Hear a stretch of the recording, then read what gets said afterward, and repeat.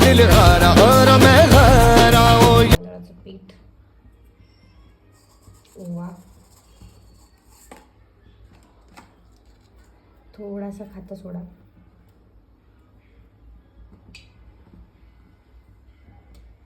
हळद,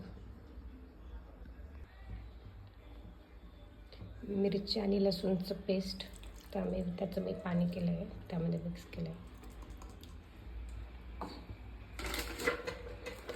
आणि बेसन पीठ, मीठ टाकायचं आहे चवीनुसार टाकायचं.